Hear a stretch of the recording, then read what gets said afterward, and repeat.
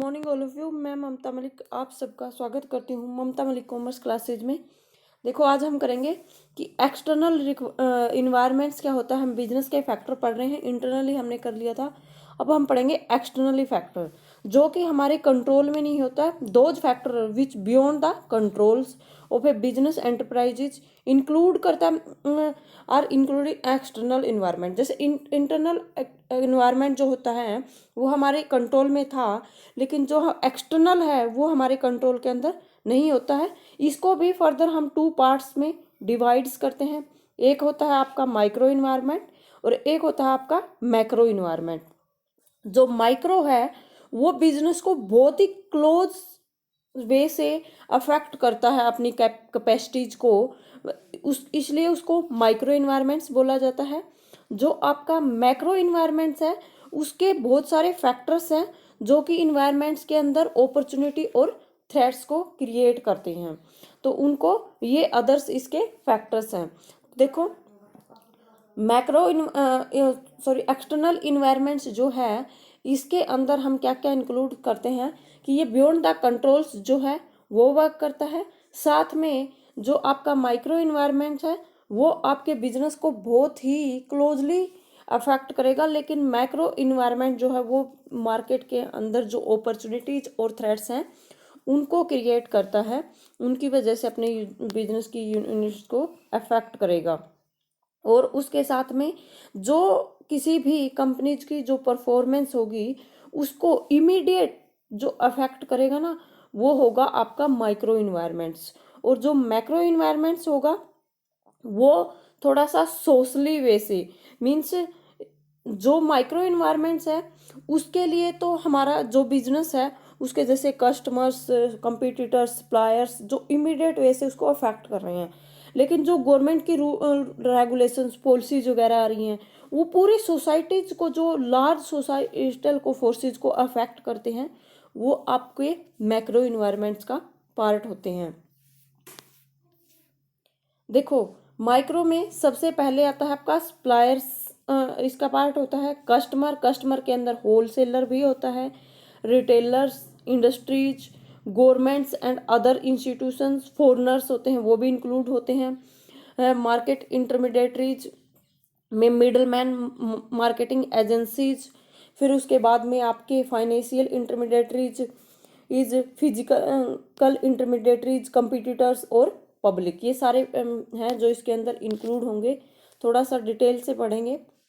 Micro environments में आपके task, जो इन्वायरमेंट्स, ऑपरेटिंग इन्वायरमेंट से रिलेटेड जो जो चीज़ें होती हैं भी, जो आपका मेन काम है उससे रिलेटेड जो जो पर्सन्स आपको अफेक्ट कर रहे हैं, supplier, marketing, competitor, customer, publics, तो वो सारी चीज़ों को इंक्लूड किए जाते हैं। इसके अंदर जो इमीडिएटली लिंक्ड हैं कंपनी के साथ में या मैक्रो फैक्टर के साथ में, उन सबको इंक्लूड किया जाता है। इसके अंदर से जो आपके माइक्रो फोर्सेज हैं नेसेसरली अफेक्ट करेंगे ऑल फर्म को, और जो मैक्रो है उसके अंदर तो जो सभी फैक्टर को, सभी इंडस्ट्रीज को जो अफेक्ट करेंगे फैक्टर, उनको इंक्लूड किया जाता है। और जो माइक्रो है उसके अंदर उन्हीं को इंक्लूड किया जाता है जो micro forces not need necessary affected all particular industries the same way. सिर्फ हम उनको ही लेंगे जो हमारे जैसी इंडस्ट्रीज हैं, सिर्फ उनको ही अफेक्ट करेंगे, उन सबको इंक्लूड करेंगे। Some of the micro factors particular for a firm, जो कुछ एक ऐसे भी होंगे जो, मान लो 10 फैक्टर आए हैं एक्सटर्नल इन्वायरमेंट्स के अंदर, जिसके अंदर से 5 तो ऐसे हैं जो सारी इंडस्ट्रीज को अफेक्ट करेंगे, तो वो तो आपका मैक्रो का पार्ट होगा। और जो 5 ऐसे हैं जो सिर्फ हमारे जैसी इंडस्ट्रीज को, उनको ही अफेक्ट करेंगे, तो वो आपका माइक्रो का होगा। इसके अंदर से भी 3 ऐसे हैं मान लो जो हमारे जैसे सभी इंडस्ट्रीज को अफेक्ट करेंगे, और 2 ऐसे भी हैं जो सिर्फ हमारी पर्टिकुलर इंडस्ट्रीज को ही अफेक्ट करेंगे, तो वो माइक्रो में ही रहेंगे। Some micro factor are particulars to a firm, जो सिर्फ हमारी फर्म के लिए ही हैं तो उनको भी अफेक्ट करेंगे, तो वो हमारी इंडस्ट्रीज के अंदर इंक्लूड उनको किया जाता है।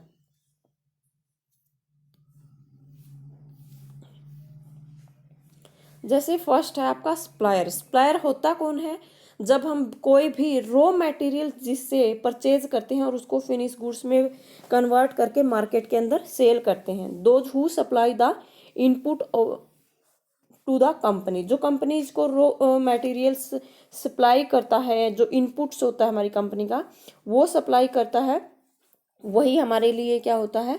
सप्लायर होता है। सबसे पहले जो सप्लायर है आपका वो शुड बी रिलायबल होना चाहिए। उसको हमें रिलायबल पर्सन्स को, जिसके ऊपर मीन्स हम विश्वास कर सकें, सिर्फ उसी को ही चूज आउट करना चाहिए। भाई जो हमारे साथ कम कॉस्ट में जब हमें नीड हो उस टाइम पे गुड्स प्रोवाइड कर दे, और साथ में अच्छी क्वालिटी का भी प्रोवाइड करे। अगर इमरजेंसी की सिचुएशन है तो वो उस टाइम पे भी हमें प्रोवाइड कर दे। रिलायबल के अंदर ये सारी कंडीशंस इंक्लूड होती हैं। उसके बाद क्या है? Uncertainties regarding the supply and other supply consistent compel companies to maintain the high inventories cost of the cost increase। इस वही से कि आपकी जो कॉस्ट हो सप्लायर की वो कम होनी चाहिए, क्वालिटी जो है उसकी वो अच्छी होनी चाहिए। कॉस्ट आपकी कम रखो, क्वालिटी जो है वो आपको अच्छी प्रोवाइड करे। अनसर्टेनिटीज है, कोई ऐसी कंडीशन हो गई जिस टाइम पे अदर सप्लाई जो है वो नहीं कर पा रहे हैं, तो उस टाइम पे भी वो अच्छी कॉस्ट, अच्छी खासी क्वालिटी का प्रोडक्ट आपको प्रोवाइड कर दे। अगर आपकी कॉस्ट जो है वो हाई होगी रॉ मटेरियल की, तो आपके गुड्स का प्राइस भी बढ़ जाएगा, जिससे आपकी मार्केट में सेल पे इफेक्ट आएगा। फिर उसके बाद में अगर आप सिंगल ही सप्लायर रख रहे हो, सिर्फ एक ही सप्लायर है आपके पास में, अगर उसके साथ में आपके कुछ डिस्प्यूट्स हो गए, कुछ झगड़ा वगैरह हो गया, तो आप तो उसके ऊपर ही डिपेंड थे। वो आपके लिए रिस्की पोजीशन जो है वो वेरी रिस्की होता है, उसी एक ही सप्लायर के ऊपर डिपेंडेंट होना। तो इस वजह से आपको कोशिश करनी चाहिए कि आप ज़्यादा से ज़्यादा सप्लायर्स रखो आपके पास। ऑप्शन जितने ज़्यादा होंगे वो अपने लिए उतना ही ज़्यादा बेनिफिशियल रहता है। फिर उसके बाद में भाई जो मार्केट्स है, भाई उस सप्लायर्स डिफाइंड कर लेने चाहिए। वो सप्लायर को फाइंड आउट कर लो कि एक शॉर्टेज पीरियड के लिए आपको कौन से सप्लायर्स की नीड्स है, इस टाइम पे आपको कहाँ से गुड्स खरीदना चाहिए। तो अकॉर्डिंग टू टाइम्स भी या अकॉर्डिंग टू परचेजिंग डिपार्टमेंट भी आप अपने सप्लायर्स को डिसाइड कर सकते हो। पीरियड की शॉर्टेज है तो फिर आप कोई अदर एडजस्टमेंट कर सकते हो, लेकिन आप ज़्यादातर अपने रिलायबल सप्लायर से ही गुड्स को परचेज करना चाहिए। एक बार और मैं रिपीट कर देती हूँ। देखो, सप्लायर्स ऐसा होना चाहिए जो कि आपका बहुत ही ज़्यादा रिलायबल हो। एक से ज़्यादा आपको सप्लायर्स रखने चाहिए। अनसर्टेनिटीज में भी वो आपको अच्छी क्वालिटी का कम कॉस्ट के ऊपर आपको रॉ मटेरियल प्रोवाइड कर दे। आप ऐसा सप्लायर्स को आपको रखने की कोशिश करनी चाहिए, अदरवाइज वो ज़्यादा आपके लिए डीमेरिट्स का काम करेगा। फिर उसके बाद है आपका कस्टमर्स। कस्टमर्स कैसे होने चाहिए? कस्टमर तो मेन ही है, किंग है हमारे लिए। तो इस वजह से मेजर टास्क जो होता है वो बिजनेस का क्रिएट सस्टेन कस्टमर्स को ही तो बनाए रखना ही मेन टास्क होता है। और ज़्यादा से ज़्यादा कस्टमर्स को क्रिएट करना, ज़्यादा से ज़्यादा कस्टमर्स हमारे से रिलेटेड होने चाहिए। कस्टमर तो ही एम को ज़्यादा अफेक्ट करेगा। सेल ही ज़्यादा कस्टमर की वजह से होगी, सेल ज़्यादा होगी तो प्रॉफिट ज़्यादा होगा, ग्रोथ होगी। और प्रॉफिट्स के लिए ही हम क्या कर रहे हैं, बिजनेस एंटरप्राइजेज को जो है वो कोई भी काम कर रही है तो प्रॉफिट के लिए ही आपका कर रही है। फिर उसके बाद है देखो कि डिफरेंट कैटेगरीज के हैं कस्टमर जो होते हैं। आपका इंडिविजुअल भी हो सकता है। इंडिविजुअल में मीन्स कोई अकेला एक ही है आपका जो कि आपका कस्टमर्स है। मीन्स हमारे जितने भी गुड्स को परचेज कर रहा है वो एक सिंगल पर्सन ही परचेज कर रहा है। एक आप ऐसी कोई गुड्स बना रहे हो जो कि हाउस होल्ड्स के लिए है, भाई जो घर का सामान खरीदते हैं ना उन सब के लिए है वो चीज़। या फिर आपके लिए इंडस्ट्रीज भी हो सकती है, अदर कॉमर्शियल एस्टेब्लिशमेंट्स हो सकती हैं, जो कि जैसे कोई टायर बनाने की कंपनी है तो उसके लिए तो जो कार बनाएगी वही उसके के लिए कस्टमर कौन होगा, जो कार कंपनी कार बनाएगी। तो इस वजह से आपके प्रोडक्ट की डिमांड जो कौन कर सकती है वो इंडस्ट्रीज भी कर सकती हैं। कुछ एक प्रोडक्ट ऐसे भी होते हैं जिनका की डिमांड गवर्नमेंट करते हैं या अदर कोई इंस्टीट्यूशंस है वो भी कर सकते हैं। आप जैसे सिंगल सप्लायर रिस्क है, ऐसे ही अगर आप डिपेंडेंट है सिंगल कस्टमर पे, एक ही कस्टमर है वही सेम रहेगा। अगर आपने उसके साथ में कोई डिस्प्यूट्स हो गया तो वो भी अपने लिए फिर अपनी तो सप्लाई उस केस में सेल ही रुक जाएगी। तो इस वजह से आप अगर सिंगल कस्टमर से आपका तो वो भी आपके लिए बहुत ही ज़्यादा रिस्की होगा। और जो चॉइस है कस्टमर्स की वो भी हमें कंसीडर करनी चाहिए, क्योंकि अकॉर्डिंग टू चॉइस कस्टमर्स की जो चॉइस है वो बहुत ज़्यादा कंसीडरेबल करनी चाहिए। चॉइस के अकॉर्डिंग जो है कस्टमर्स का टेस्ट वगैरह चेंज होता रहता है। तो आप रिलेटिव प्रॉफिटेबिलिटी लेकर चलो, उसके साथ में आपकी डिपेंडेबिलिटी कितनी है कस्टमर के ऊपर में, आपकी जो डिमांड कर रहे हैं वो स्टेबल कितनी है, कितनी जल्दी चेंज हो जाती है। आप अपनी मार्केट के अंदर ग्रोथ है उसके प्रोस्पेक्टिस को भी लेके चलो, अपने कंपटीशन कितना बढ़ रहा है, कंपटीशन के अंदर आप क्या अलग से क्रिएट कर रहे हो, उन सब चीज़ों को भी आपको कंसीडर करना चाहिए।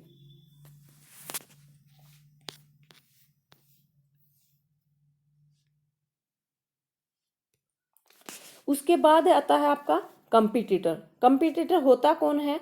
जो मार्केट के अंदर जैसा गुड्स हम सेल कर रहे हैं वैसे ही ऐसा ही हमारे गुड्स का सब्स्टिट्यूट्स है जो कि हमारी मार्केट के अंदर सेल कर रहा है। जैसे आपका हो गया एक कोक है, एक पेप्सी वाला है, वो दोनों सेम ब्रांड सेम गुड्स हैं, सब्स्टिट्यूट्स हैं एक दूसरे के, वो मार्केट के अंदर से आपके प्रोवाइड कर रहे हैं, तो उनको कंपटीटर बोलेंगे एक दूसरे के। हमारा कंपटीटर अगर बहुत ज़्यादा कम कॉस्ट में अच्छी क्वालिटी का प्रोडक्ट प्रोवाइड करेगा तो हमारे बिजनेस को बहुत ज़्यादा अफेक्ट कर जाएगा वो। तो इस वजह से आपको क्या करना है, कंपटीटर को भी एनालाइज करना है। कंपटीटर में इंक्लूड होता है not only the other firm which market in the same और similar product but also those who compete the income of the consumers. भाई साथ में सिर्फ उन जो सेम कर रहे हैं सिर्फ उनको ही नहीं इंक्लूड करना, जो मार्केट के अंदर से इनकम से रिलेटेड, कंज्यूमर की इनकम से रिलेटेड भी compete कर रहे हैं, आपको उन कंपटीटर्स को भी इसके अंदर इंक्लूड करना है। एक आपको क्या क्या चीज़ें हैं जो इसके अंदर आपको ध्यान रखनी चाहिए ताकि आप अच्छे से एनालाइज कर पाओगे। तो सबसे पहले है आपका डिजायर कंपटीशंस, जेनेरिक कंपटीशंस भी इन फ्यूचर्स में वो क्या डिजायर्स कर रहा है, क्या क्या उसकी स्ट्रैटेजीज हो सकती हैं, वो प्रोडक्ट से रिलेटेड भाई क्या क्वालिटीज कर रहा है, क्या प्राइस में डाउन कर रहा है, उसकी ब्रांड का क्या कंपटीशंस है। तो ये सारी चीज़ें हैं जो आपको कंपटीशंस की के टाइम पे ध्यान में रखनी चाहिए। उसके बाद आता है आपका मार्केटिंग इंटरमीडिएटरीज। मार्केटिंग इंटरमीडिएटरीज में क्या होता है भाई कि जो एक्टिविटीज हमारे गुड्स को हमने प्रोड्यूस कर दिया, उसके बाद कस्टमर्स तक पहुंचाने के और कस्टमर को अवेयर करवाने के लिए जो जो हेल्प करती हैं, तो वो सारी एक्टिविटीज मार्केटिंग इंटरमीडिएटरीज के द्वारा की जाती हैं। जैसे इसने एक्सप्लेन भी किया है आपका फर्म्स दैट मीन्स हेल्प करती हैं जो आपकी company to promoting sellings and distribution of its goods and final buyers. भाई जो कंपनीज आपके गुड्स को सेल करने में, प्रमोशन करने में और फैक्ट्री से मार्केट तक पहुंचाने में, डिस्ट्रीब्यूशंस करने में, फाइनल बायर तक पहुंचाने में जो जो हेल्प करती हैं वो सारी ही आपकी मार्केटिंग इंटरमीडिएटरीज के अंदर इंक्लूड होती हैं। इसके अंदर आपका मिडल मैन भी हो सकता है, मिडल मैन्स एंड मर्चेंट्स। ये कौन होते हैं? जो कि कंपनी से सामान उठाते हैं और किसको सेल करते हैं? आपके कस्टमर्स को फाइनली एज ए सेल्समैन जो वो होते हैं वो एक मिडलमैन का काम करते हैं। तो वो मार्केटिंग इंटरमीडिएटरीज का कर रहा है। वो भी कैसा है? अगर मार्केट वो बहुत अच्छे से परफॉर्म कर रहा है, अच्छे से प्रमोशन कर रहा है, अच्छे से सेल्स कर रहा है तो हमारी कंपनी को बहुत ज़्यादा अफेक्ट करेगा। या physically distribution of the firms, जिसके अंदर एक जगह से स्टॉक्स जो हो रहा है moving goods origin to the destinations. अगर मान लो देखो हम क्या कर रहे हैं, यहाँ पे हमारी फैक्ट्री है और हमारे कस्टमर्स हैं डिफरेंट डिफरेंट जगह पे, तो यहाँ पर सब तक जगह तक सामान तो पहुँचाना पड़ेगा। तो यहाँ पर जो जो सामान पहुँचा रहा है उस सब को बोलते हैं फिजिकली डिस्ट्रीब्यूशंस करना। तो जो जो ये वर्क कर रहा है फिजिकल डिस्ट्रीब्यूशंस का, तो वो आपके लिए अच्छे से वर्क करे वो डेस्टिनेशन जहाँ पर उस सामान की ज़रूरत है उस गुड्स की, वो वहाँ तक उसको पहुँचा दें। फिर उसके बाद है मार्केटिंग सर्विसेज एंड एजेंसीज। इसके अंदर क्या क्या हो सकता है? इसके अंदर होता है assist a company in the target and promoting the products to a right markets. ऐसी भाई मार्केट सर्विसेज में हम क्या करते हैं, अपने मार्केटिंग के अंदर हम अपने प्रमोट करते हैं गुड्स को एक तरीके से, जैसे एडवर्टाइजमेंट हो गया। तो हमें ऐसी राइट मार्केट्स में ही प्रमोशन करना चाहिए जहां पर बहुत अच्छे अपने लिए क्या हो जाए, अपनी सेल्स को बहुत ज़्यादा अच्छे वे से अफेक्ट करें। राइट मार्केट के अंदर ही प्रोडक्ट की प्रमोशन होना बहुत ज़्यादा ज़रूरी है। फिर है फाइनेंशियल इंटरमीडिएटरीज। इसके अंदर क्या होगा, फाइनेंशियल मार्केटिंग एक्टिविटीज में भी आप अगर आपको ये लग रहा है कि आपका प्रोडक्ट थोड़ा सा रिस्की नेचर है, आपका बिजनेस का जो है वो रिस्क है, तो इस वजह से आपको उन सबको का इंश्योरेंस वगैरह करवा लेना चाहिए, इंश्योर करवा लेना चाहिए। उसके बाद है विटल लिंक बनाना चाहिए आपको किसके बीच में, जो आपकी कंपनी है और आपके कस्टमर्स हैं। जो जो एक अच्छा लिंक बनाते हैं उन्हीं को मार्केटिंग इंटरमीडिएटरीज बोलते हैं। तो आपको एक अच्छा खासा लिंक इनके बीच में बना के रखना चाहिए भाई। फिर है पब्लिक। पब्लिक भी जो है आपके बिजनेस को बहुत ही अच्छे वे से अफेक्ट करती है भी। हमारी ऑर्गेनाइजेशन की मार्केट के अंदर इमेज कैसी है उसकी के बारे में पब्लिक सोचती कैसी है। तो इसकी वजह से क्या होगा, एक्चुअल में इंटरेस्ट है हमारी कंपनी के अंदर या फिर पोटेंशियल इंटरेस्ट जो भी है ऑर्गेनाइजेशंस के अंदर, एबिलिटी टू अचीव इंटरेस्ट जो जो आपकी हो सकती हैं वो सारी चीज़ इसके अंदर इंक्लूड करो। पब्लिक में एग्जांपल जैसे कि मीडिया। मीडिया हमारी जो हमारे मार्केट के अंदर कैसी छाप छोड़ रही है, वो हमारे बारे में पॉजिटिव बोल रही है या फिर नेगेटिव बोल रही है, उसकी वजह से हमारे ऑर्गेनाइजेशन जो है वो बहुत ज़्यादा इफेक्ट होती है। जो हमारे सिटीजन्स हैं वो कैसा सोचते हैं, हमारे पास में लोकल जो पब्लिक है वहाँ के आसपास की वो कैसा सोच रही है। देखो मीडिया जो है अगर वो अटैक करती है किसी भी ऑर्गेनाइजेशन के ऊपर, तो गवर्नमेंट के जो डिसीजंस होते हैं अफेक्ट करते हैं बहुत वैसे। ऐसे गवर्नमेंट्स के डिसीजंस जो मीडिया है वो कंपनी कैसे एनालाइज कर रही है, वो अपनी ऑर्गेनाइजेशन को किस वे से अफेक्ट कर रही है। हमारी पब्लिक के अंदर हम इन्वायरमेंट कितना पोल्यूशंस कर रहे हैं, ये सारे इश्यूज हैं जो कि लोकल पब्लिक को अफेक्ट करते हैं। तो अगर हम बहुत ही हार्मफुल इन्वायरमेंट क्रिएट कर रहे हैं तो पब्लिक हमसे अफेक्ट होगी और उसकी वजह से हमारी मार्केट डाउन भी चली जाएगी। Public are not always threats of the business. जरूरी नहीं है कि भाई पब्लिक आपके लिए हमेशा ही थ्रेट्स का काम करे, अपॉर्चुनिटीज भी कर सकती है। अगर आप सोशली वर्क बहुत ज़्यादा कर रहे हो तो पब्लिक आपके लिए अच्छा ही काम करेगी।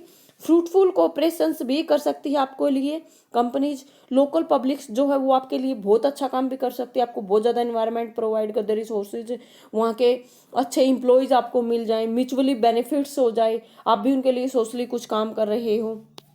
तो ये आपके लिए दोनों ही काम है जो कि कर सकती हैं। उसके बाद आता है मैक्रो। मैक्रो के लिए हम सेकंड क्लास रखेंगे भाई आपकी।